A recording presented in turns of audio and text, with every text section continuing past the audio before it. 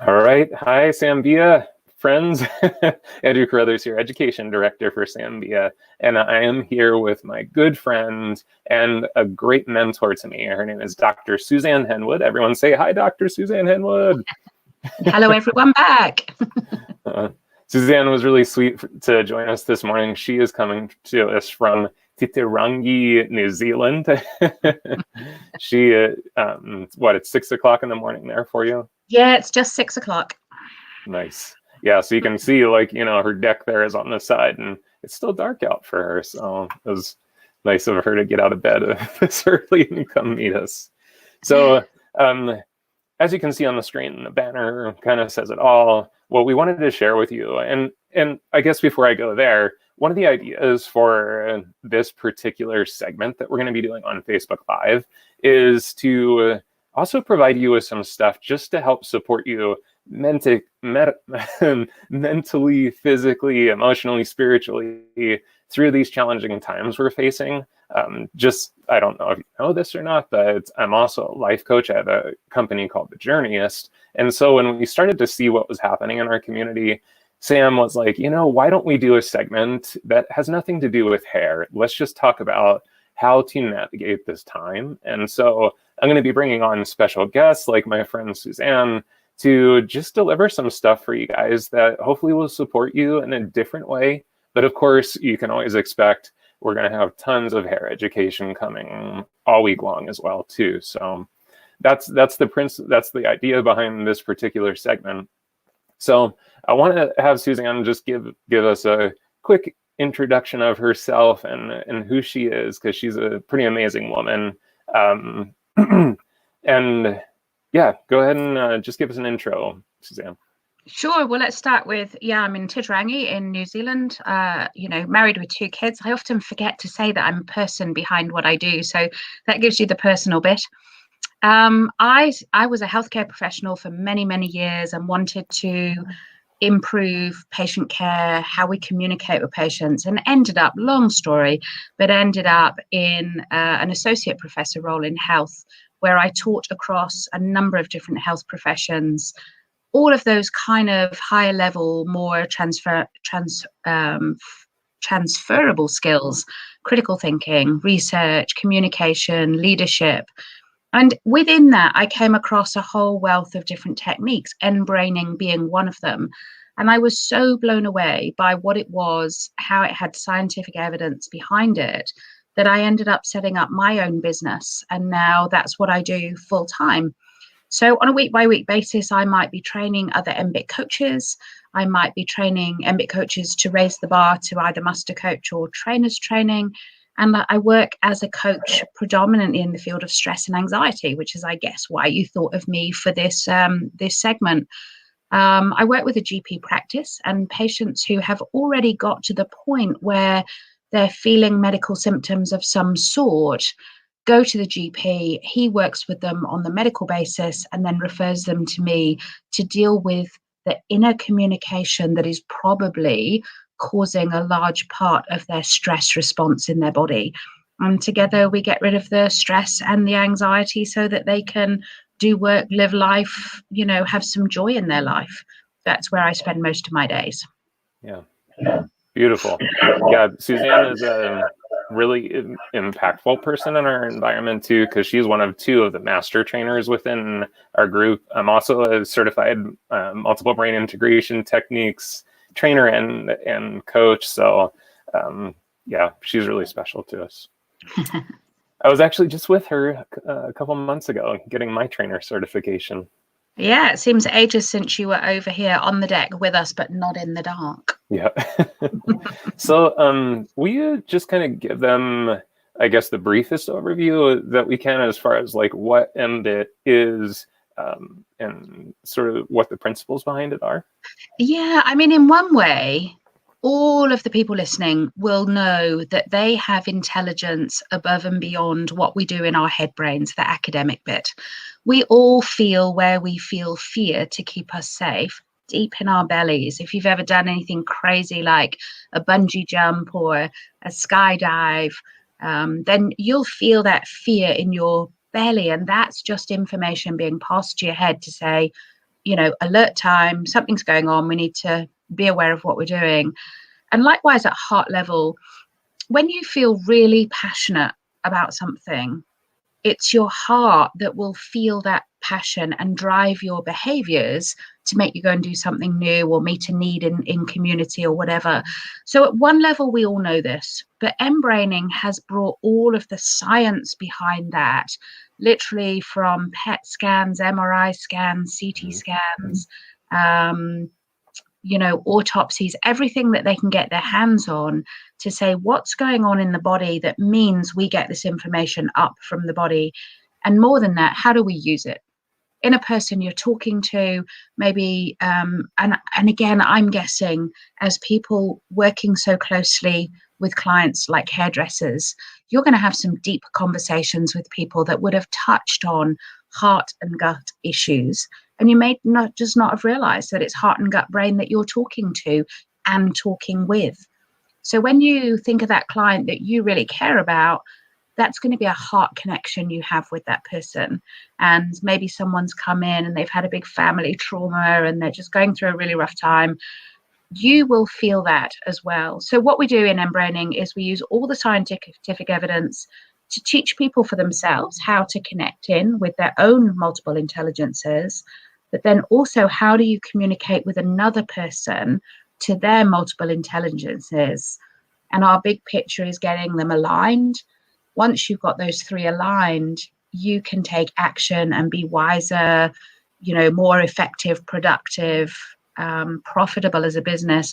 All of those things come into play. So it has huge ramifications across virtually every discipline in the world. Mm-hmm. Yeah, I was super attracted to this because one of the things with me is that I'm a very practical person, but I also, that's like 50% of me. And then the other 50% of me loves the kind of esoteric world. So, half of me is super into neuroscience, but then there's this half of me that's very into especially like Eastern traditions and the thought processes. And one of the things that I thought was so cool when I was introduced to multiple brain integration techniques and the concept of mBraining was that it kind of marries all of this stuff. Because think about it, guys, like you say this kind of stuff all the time without even knowing it. You're like, oh yeah, my gut's telling me I should probably not take this left turn down this street for some reason. Or, oh yeah, I really feel my connection to that person in my heart. Or like, we live so much of our current life up here in the head brain. And you can feel sometimes when you're being almost too analytical or too head brainy, because you'll kind of almost feel this thing like kind of blowing up and going numb and feeling heavy. So you guys know all this stuff very intuitively, honestly. Like you kind of already know this inside of you. But what I think is cool is that now we, like Suzanne was saying, we actually have the neuroscience to prove this stuff now, which is so cool. And even simple things like, the wisdom traditions have been meditating for years and teaching us how to breathe, to meditate. And, if I'm honest, even 10, 20 years ago, I thought it was a bit odd and I didn't really realize the science behind it. But the science now behind the power of meditation, the healing effects of meditation are enormous. And because we've got science, those skeptics like I used to be, we can go into all sorts of businesses and speak on this, and it is just accepted. And it's going into schools and it's going into things like life coaching. So yeah, I think it's come of a time. And now, particularly with the crisis in the world going on, I am being called on a daily basis to be speaking to podcast group or whatever of how do we use this in a really practical way to help us through what is very uncertain, chaotic type times, where if you haven't got these skills, you might feel a bit distressed and a bit uncomfortable. Yeah, absolutely. So let's kind of talk about that, Suzanne. Let's kind of jump into the somewhat practical application of this, because, as Gail said, like this stuff is so overwhelming right now. Like I think a lot of people are feeling that sense of overwhelm. Yeah. Where do you feel like that sense of overwhelm comes from? For me, I think it's a head brain issue. So I think we are being inundated with information, some of which is conflicting, some of which is not even true. And our poor head brains are trying to juggle multiple streams of different information to come up with a story that for them is going to be the story they tell themselves. And at the moment, a lot of people are really still not sure what is true, what exactly is happening, how big a risk it is. Right. But as soon as we start to generate that sort of story in our head, it's going to kick in the gut brain, which is all about safety. And our little fear responses will be kicking off because it doesn't know that some of the stories the head is telling are not true. So it's acting as if they all are. So I think that combination of head and gut, both in full-on alert mode, is what we're feeling.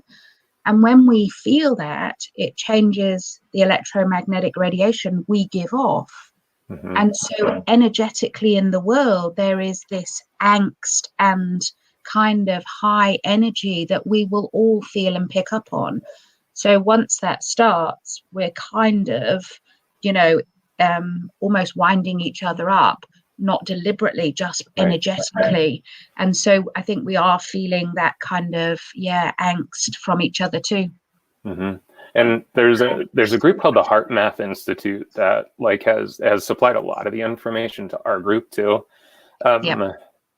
So how many of you, just give me like a thumbs up or a something if you do sense that like you're almost feeling kind of the weight of the world sort of like sitting on your chest right now. Give me a thumbs up if you're feeling that. I know I'm feeling it for sure.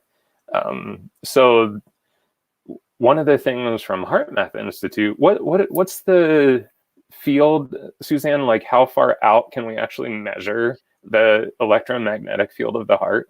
Well, even that's variable, but we absolutely can measure it with magnometers about 9 feet away. But some of the more specific equipment is saying up to 9 meters, but absolutely up to 9 feet, even a general magnometer can measure that.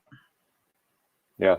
And so when we think about the fact that we are energetic beings, we put out this energy. So we kind of have to understand the fact that sensation that we're feeling, if we're feeling fear, if we're feeling scarcity, if we're not feeling a sense of compassion in our heart, that is going to radiate out. And so it's not just valuable for us to be conscious of that, but it's also a kind of, I feel almost a responsibility to my fellow humans to be conscious of where my energy is, because I want to be feeding outward what I think the world needs, which is like a really compassionate energy right now. So I mean, Andrew, once we start talking energy and quantum, I think there are no limits. Right. So the very, and again, people listening will have experienced this, that moment when you just get the sense you need to call somebody, especially if it's someone close, a family member, and you just know you need to call. And the minute you call, something's happened and you've picked up on it. So energetically and quantum field is even bigger. That 9 feet, let's call it 9 feet at a minimum at the moment, is literally just the electromagnetic radiation from your heart, which another person or a machine can pick up on. So, I think energetically, there's a worldwide energy that is literally spreading right around the globe. Yeah, I love what some of the comments are here too. Shane saying patience right now is so key. It is, man. Because when we're in this space of we don't know what's coming next, just that sense of I have to be okay with right now is so important, because I feel the same as Valerie. A lot of times I'm just like, gosh, can't we just get back to normal life?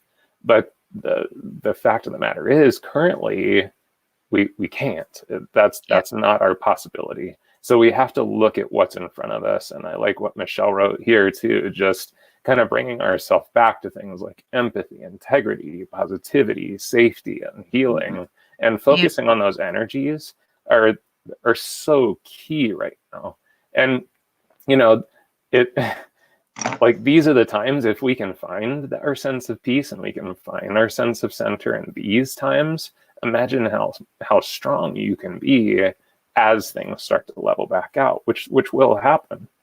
So let's get into it a little bit, Suzanne, and try and give them some process to go through to support them. Absolutely. And this stuff is really simple. The only key is that we do it. And so within 2 or 3 minutes, once you know what you're doing, you can get back to that beautiful place. And I love those words: empathy, integrity, positivity, safety, and healing. We can absolutely incorporate all of that into this. It's coming from that heart space of those words, not the thinking of them. So where we start, and this is what we take beautifully from both HeartMath and Steve Elliott from coherence.com, is we use breathing as our access point to settle our autonomic nervous system. So we probably all think, well, of course we all breathe every day, but research says up to 90% of people are not breathing most optimally for health. So there's some simple tips. One is getting your posture right before you start so that you actually can open out the lung fields. If we're slumped forward, if we're squishing our tummies, if we're hunched shoulders, then we're not going to get a full breath in, and we're not going to be able to get to those beautiful calming fibers at the bottom of the lung fields. So sitting up nice and straight, shoulders back a little bit, head balanced naturally on the neck so you don't have to hold the weight up at all. And maybe just placing hands on the tummy and just noticing, first of all, as you breathe in and out, and maybe take a slightly deeper breath as I'm talking, your tummy should move, and it should move freely and softly and naturally. And if it's not, and if all your breath is in the shoulders and that upper lungs, and you can see any movement like this going on, then we're not in the place where we want to get this access point. So letting your shoulders truly relax so there's no movement there at all. Big breaths in so that it's as if, I know physically it's not possible, but as if you're blowing a balloon up in your tummy with every breath in. And as you breathe out, just letting that balloon naturally deflate. Now, a lot of people, if you do mindfulness, this will be very familiar territory to you. And that's where we start. But we then take people on that we're now going to consciously bring our breathing rhythm into a balanced breathing. So we want the in-breath and the out-breath to be the same length. Now, if you've done lots of meditation, yoga, you might be able to count straight into 6. If this is the first time you've ever played with breathing, you might only count to 4, and that's fine. But start to count yourself in and out, and just check that the in-breath and the out-breath are the same length. And I'm guessing, if you're playing along with me, that already you're beginning to feel your body settling.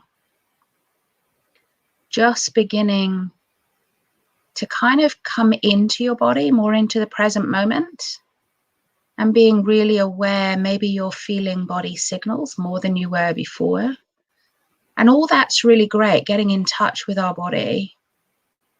So as we are starting to get in touch, let's just pick one of those words. Let's go for positivity. And take the feeling of positivity into the heart space. As you breathe in, let that positivity swell up, spread around your body. And as you breathe out anything that is not positivity. You can even put a color on the breath. Breathe in pure white, healing positivity. And as you breathe out, it might be slightly gray as it takes with it anything that's not positivity.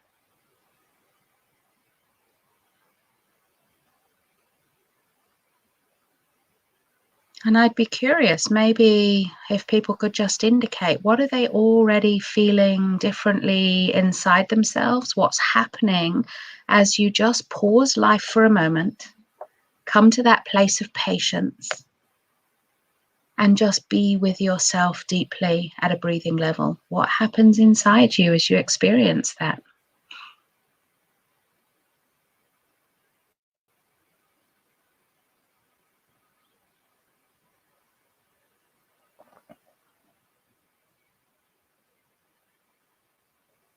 I always notice for me, Suzanne, that like as I do this and I start to bring my focus into that kind of heart center, that I feel more connection to my surrounding world, because I do find myself sort of getting kind of stuck inside myself almost.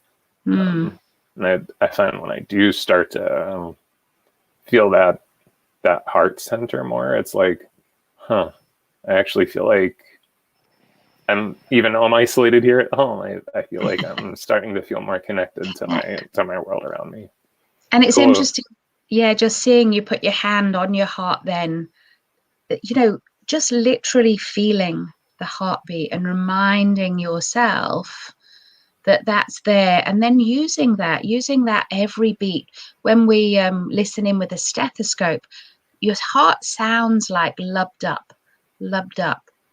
Now, I don't know, it's not too far afield from loved up. Sweet. And if you're just placing those words into your system as you feel the heartbeat, and then letting that pass around your body with every beat, you can play with the physiology and use that to your advantage. Loving seeing the changes. Yeah, and absolutely, Chrissy, that flooding of emotions are okay. And the problem with emotions is we do suppress and stuff down and then don't feel, and then they get stuck in our bodies. So actually, it's fine to just name them, let them come out. If you name them and let them pass, they pass in 90 seconds. It's only when we keep thinking about them and raking back up the negative emotions do they really stick with us. That's your dog barking in the background. He's joining in with us. Valerie, that's a really, really good noticing and awareness. And while I was talking about balance breathing, a beautiful way to go to sleep is to use the knowledge of in and out breath to put you into relaxation. So a really long, deep out breath, even an audible sigh, as long as you're not going to annoy somebody else in the bedroom with you, is a really beautiful way to push you into deep relaxation very quickly. And it's a great place to go to sleep from. So the balance breathing that I was talking about brings you back to what we call calm alertness. Great place to work from, great place to make decisions from. But you can absolutely use this knowledge to take you into relaxation just by doing those long, deep out breaths. Yeah. So take us into kind of connecting into the other aspects too. Yeah, sure. So again, just as I talk, just go back into that beautiful balanced breath that already will be familiar to you. If you look at a young baby or an animal breathe, this is what is the natural way of breathing. It's just we forget along the way. So just as I talk, just take yourself into that balanced place.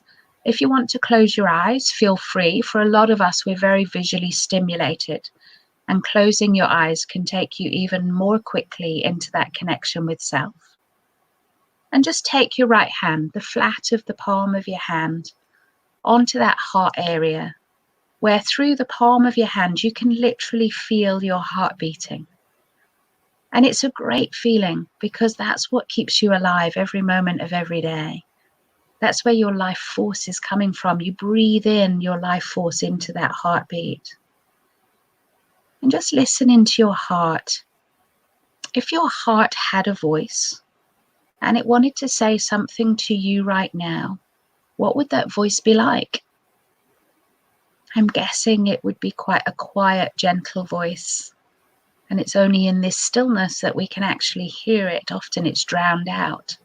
And it might sound a little odd saying it's got a voice, and yet I imagine already just asking that question, some of you will have heard a word or seen a picture, felt an emotion or a shift.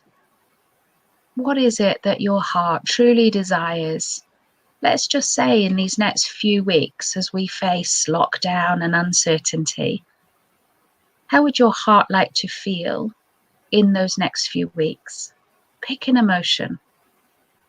Maybe it's one of those beautiful ones we had on the list earlier.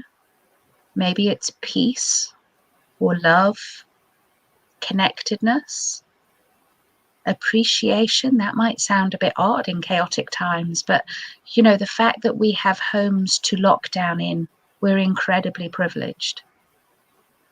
So what is the feeling your heart would like to feel?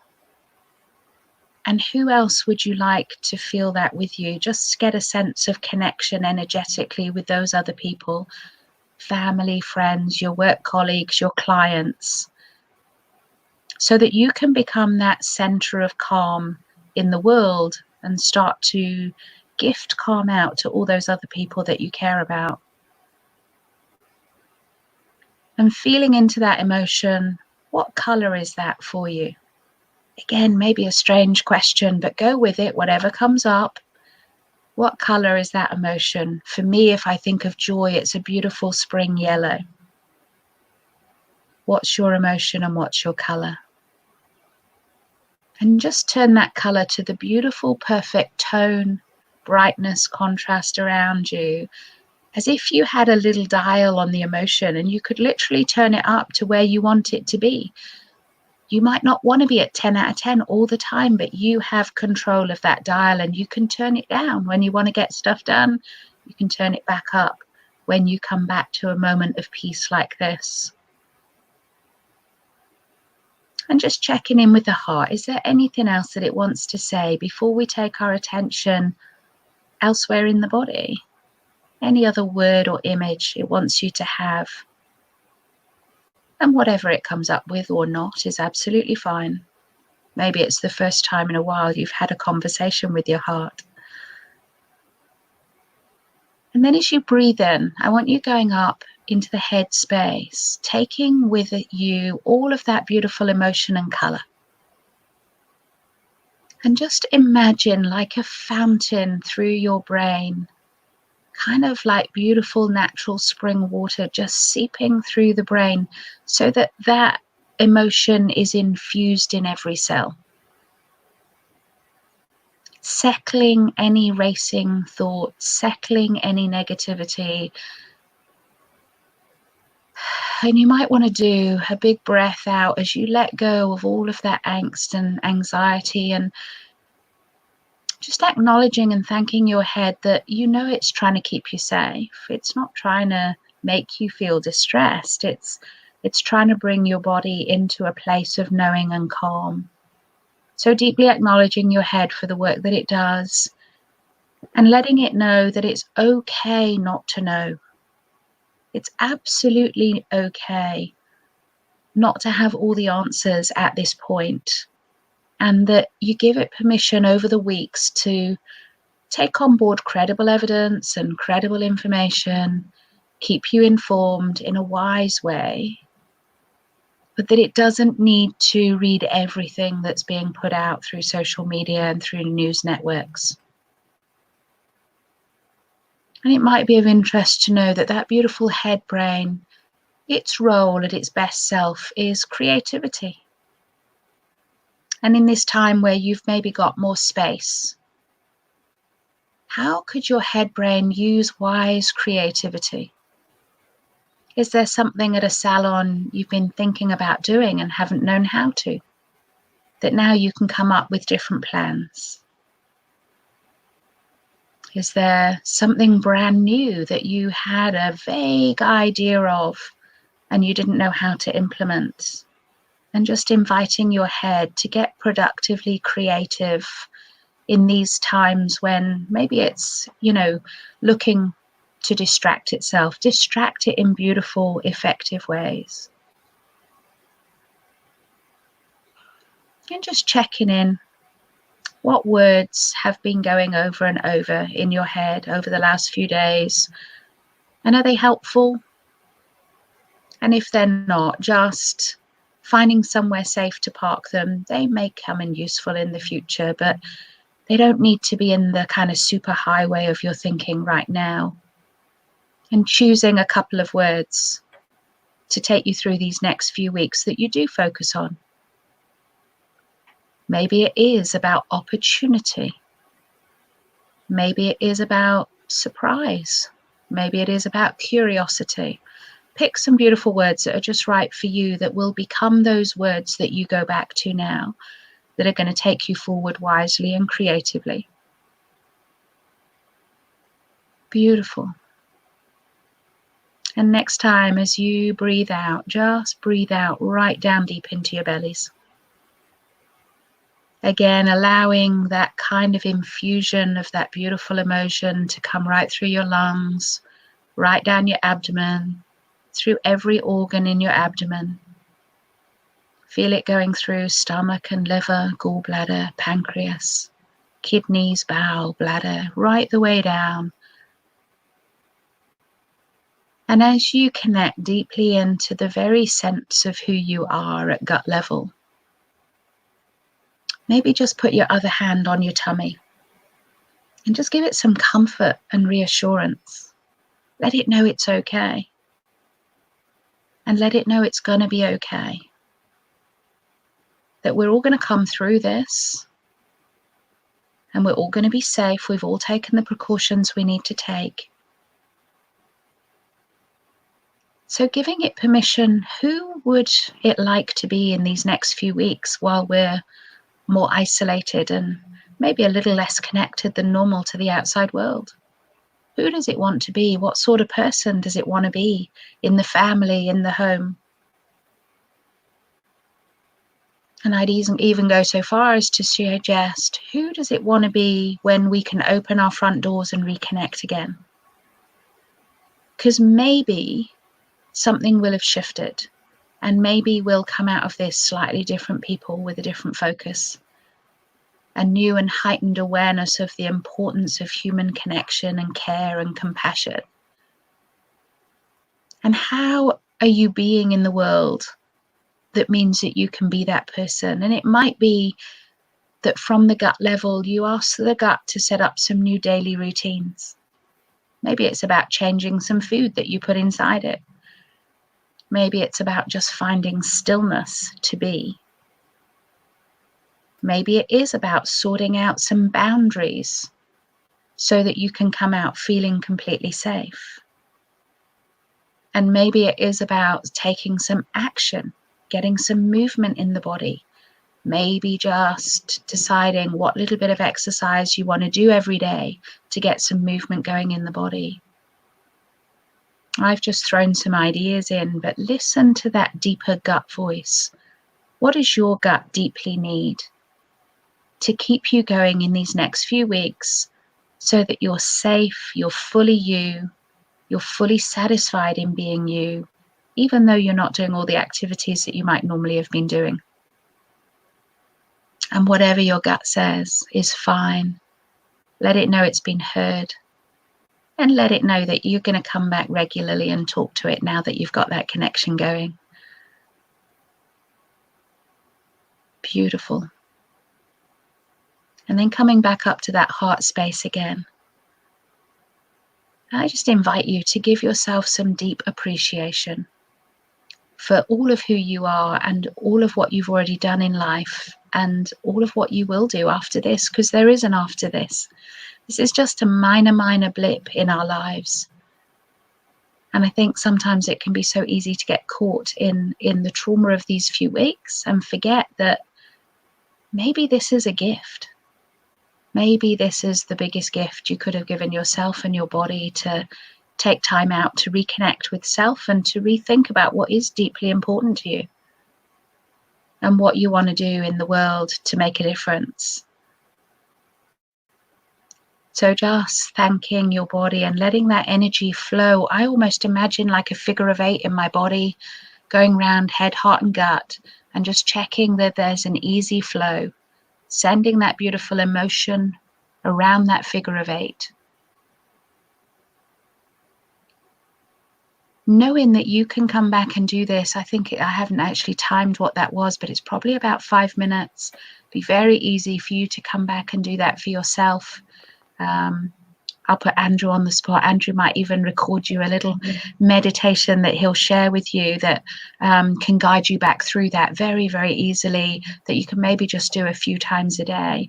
And as you come back onto the podcast, just to give you some of the kind of scientific evidence behind that as to why you would want to do that every day, just 5 minutes or so of that beautiful, what we call coherent breathing, where you bring your body into alignment and your breath into balance, gives you 4 to 6 hours of good heart health. 4 to 6 hours. So imagine doing that. When I'm working with my clients, I'm very cheeky. I use the word prescribe. And I talk about the fact that we've got 24 hours in a day and we sleep for 8 of them, which leaves 16 hours. Let's say we are feeling less than optimistic at the moment, so we're only going to get 4 hours of heart health from doing that for 5 minutes. It means we just need to do it once every 4 hours and all 16 hours is covered. So it's a little bit like taking an antibiotic, but it's inoculating you against negative emotions and that negative energy in the world. So just doing that for 5 minutes every 4 hours will absolutely keep you safe in the next few weeks as we face these uncertain times. Yeah, just to this question, Sonia is asking about, immunity. So I think that it's easy to find a lot of information on diet, exercise, things like that are great for your immunity. Of course, like things like vitamin C, and there's all kinds of herbal supplements that are fantastic for boosting immunity. The thing that usually is not prescribed is this exact thing. Absolutely. And to be honest, this is probably almost more important than anything else. And I sometimes think about people like my grandparents.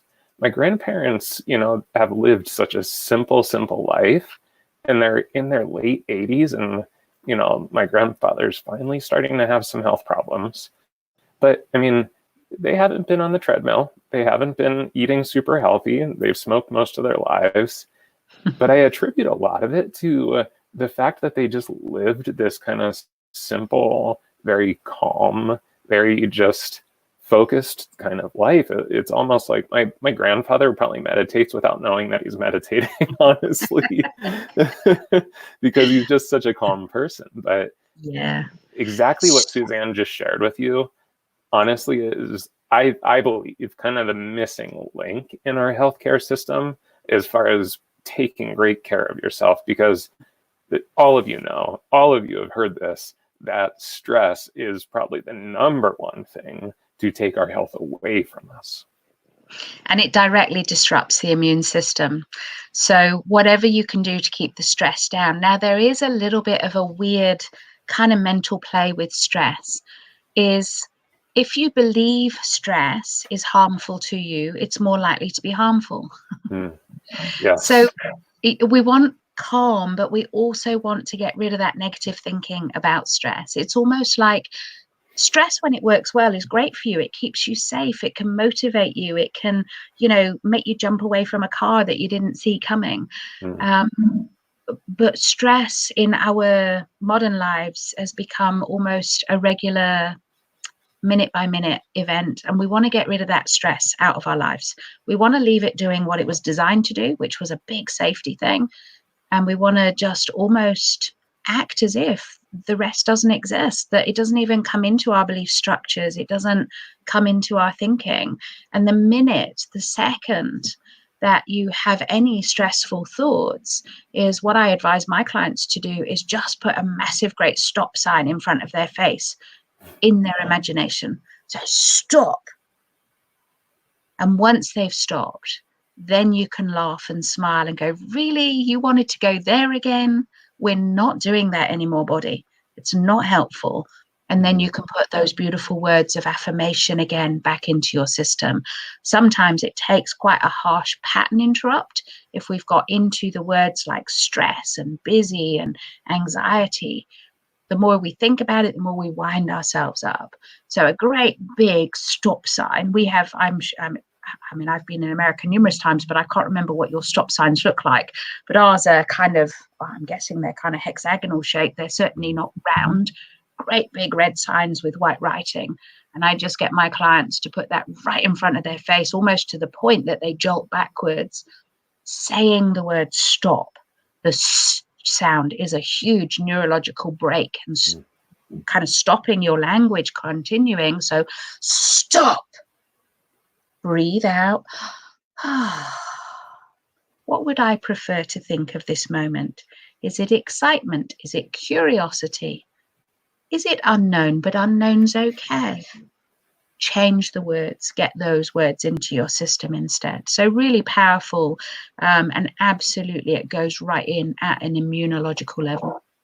Definitely. And I learned a technique that actually works super well for me from a book one time. I think the book is called The Confidence Trap or something along that line. And one of the things that they suggested was to just pronounce out loud that something is present. And it's so powerful, and it actually fits so perfect with like traditional Buddhist meditation, as far as when you acknowledge those things, it tends to take the power away from them. So for me, my stop sign is when I start to feel that anxiety coming on and things are just getting a little out of control, I just kind of say, okay, stress is present. Beautiful. And just saying it's amazing how it just kind of does exactly what you said. It has that pattern interrupt where it's like, okay, it's not like it disappears, but I feel like I can now address it. Beautiful. And that's true of any emotion that people are feeling at the moment. Any emotion is just an emotion. It's just a chemical shift in your body. Sometimes we take hold of that and then kind of run with it and make story out of it. But just naming that emotion out loud. Yeah. I like am what, feeling. yeah. And I like what TJ said, because I think sometimes we mistake kind of that concept of being aware of it. Doesn't give it permission to continue. Yeah. It actually kind of does the exact opposite in most cases, where once you become aware of it, and like in the meditation teachers that I've worked with or read about it, there's one Yonggi Mingyur Rinpoche, and he talks about kind of taking this big bright light and shining it directly on that thing that we're afraid to look at. And it works. It definitely works. Yeah, it's one of the slight issues when people play with mindfulness the first few times. If you're incredibly stressed and you become aware that you're stressed, it can actually ramp up the stress. So the awareness non-judgmentally is a skill that you build. And actually, I like the more CBT type approach, where you become aware of the stress, name it, and then take some action to do something differently with it. So it's a little bit more interactive. Nice. Love it. Yeah, I would agree with you. Honestly, I always kind of have a double-edged sword recommending looking at mindfulness meditation for people, because like you said, I have found that sometimes if people are kind of already over the tipping point, the mindfulness meditation can almost become overwhelming. Yeah. But yeah. So mindfulness is great once you've got the issues under control, ironically, or you do it with a facilitator who can, something like the mindfulness-based stress techniques, so that you're taught how to do it. But this stuff that we're doing, you can just sit at home and do it on your own, because it takes that extra step of making sure that you're not leaving the stress in the system. Right. Great. Yeah, and one of the things that Suzanne mentioned a bit, just to kind of connect one other little dot with this, a lot of what you were doing too is very science-based as far as your autonomic nervous system. So within the nervous system, there's kind of two sides to your nervous system. There's the sympathetic and there's the parasympathetic. The sympathetic is that really heightened kind of stress response sort of energy. The parasympathetic is kind of that super peaceful, when you're having a great meal and you just kind of go into that super Zen state where like, ooh, I'm so happy and peaceful. That's a example of parasympathetic. So what's a little different about this process even versus meditation, because meditation does tend to take you more into the parasympathetic, this actually has a purpose to bring you into the center point so that you're not kind of involved too heavily in your sympathetic, but you're also not kind of getting ready to just disappear into slumber because you're so far into parasympathetic.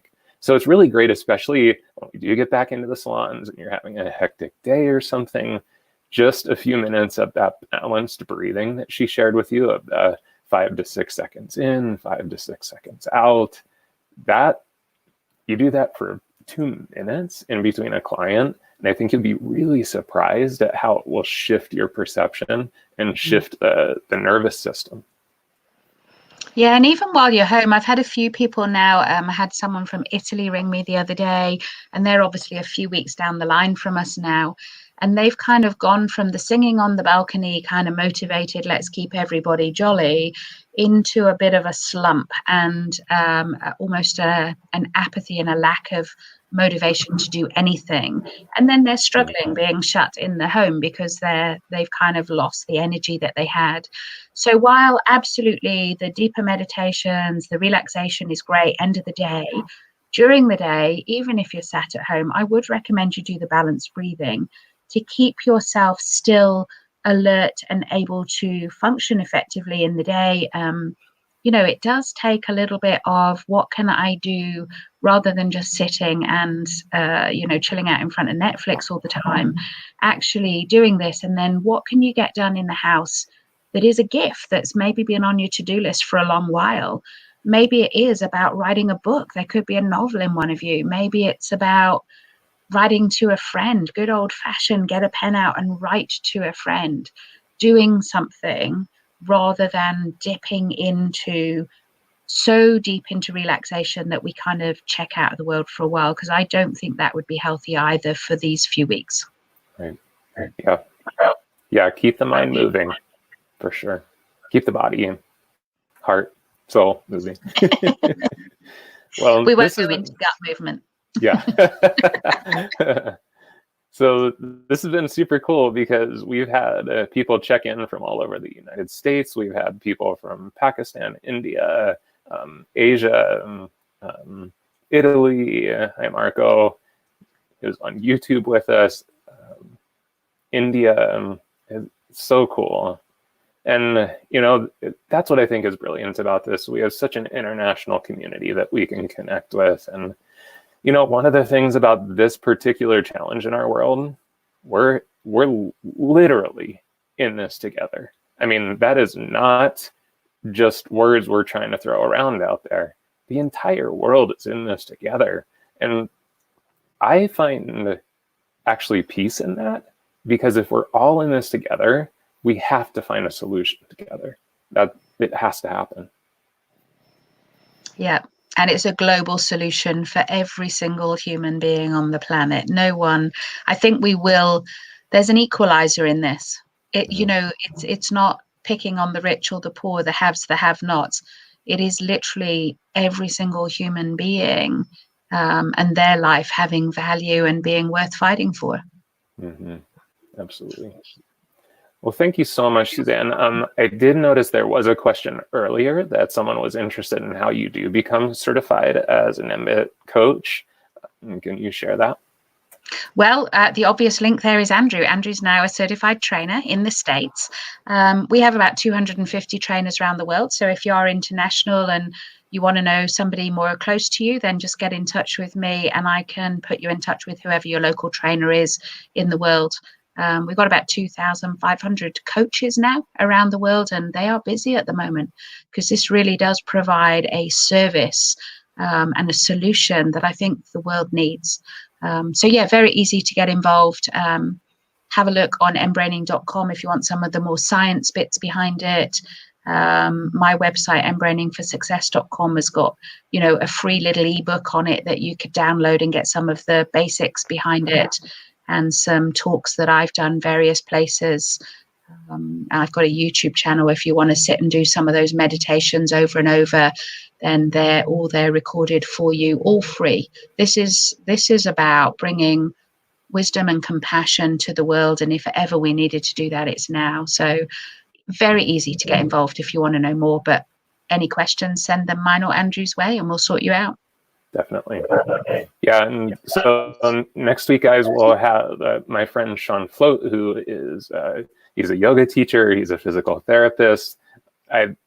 Giving him those two titles doesn't do him justice, because he's kind of just this incredible spirit. But next week, we're going to talk about incorporating some movement into your process to make sure that you're also keeping the body moving and healthy and integrated. So that'll be next Friday, back here, 10 a.m. Pacific, 1 p.m. Eastern Standard Time. Dr. Suzanne Henwood, I love calling you that. She doesn't even love it when we call her doctor, but I think it's so Suzanne. fun. Just Suzanne.